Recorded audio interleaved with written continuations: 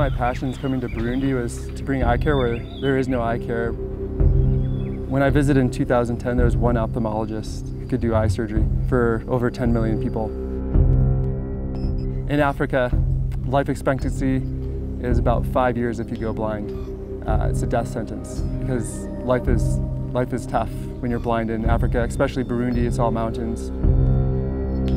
And 75 to 80% of blindness is totally reversible or preventable.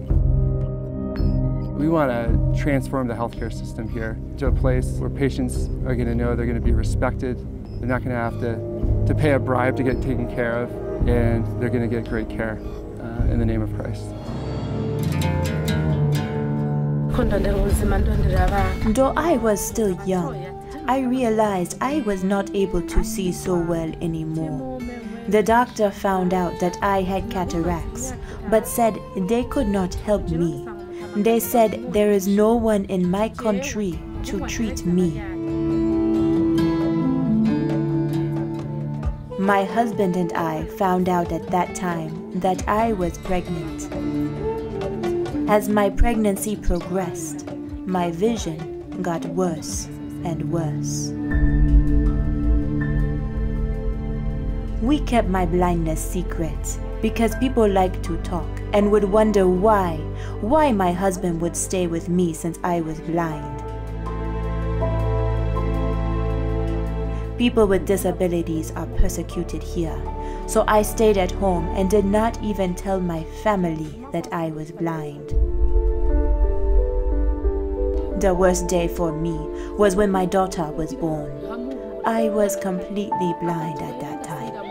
I could not see her face, so I touched her and felt her to get a sense of how she looks.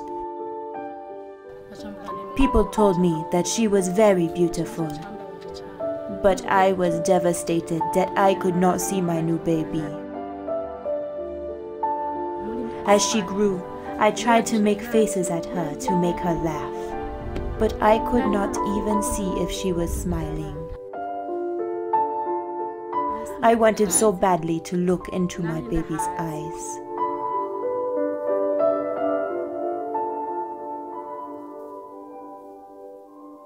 My neighbor heard about my blindness. He came to my husband and told us that he had been treated for cataracts by doctors from Surge at Kibuye hospital. He said, "You should take your wife there." Fides came to us totally blind from cataracts in both eyes. We scheduled her for surgery the same week, and we did one eye.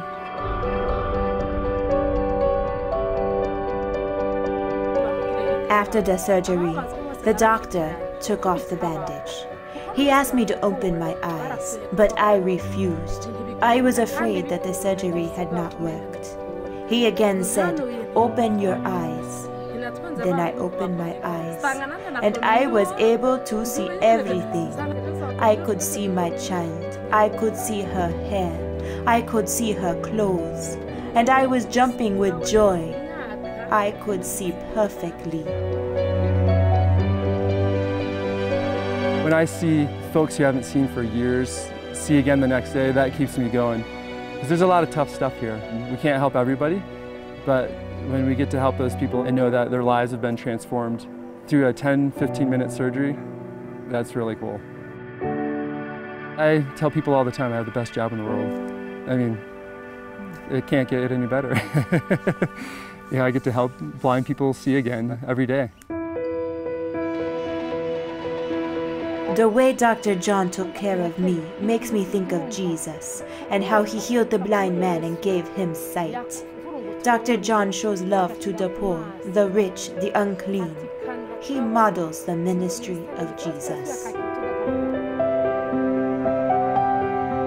We're blessed to have the mentorship we have at Surge, an organization that's going to just keep the gospel fresh in our lives, make it practical, and keep preaching the gospel to us, to keep us fresh and walking with the Lord. It is a special opportunity to be the hands and feet of Jesus here in Burundi, trying to share God's love and let them know that God loves them and we care about them. Our God is different. he chose to suffer with us. That does keep me going, because if I didn't know that, I don't know if I could keep going. So I have to keep reminding myself, our God chose to become flesh and suffer with us. And I think sometimes it's harder for me to see other people suffer. So I think that's one of the key things that keeps me going.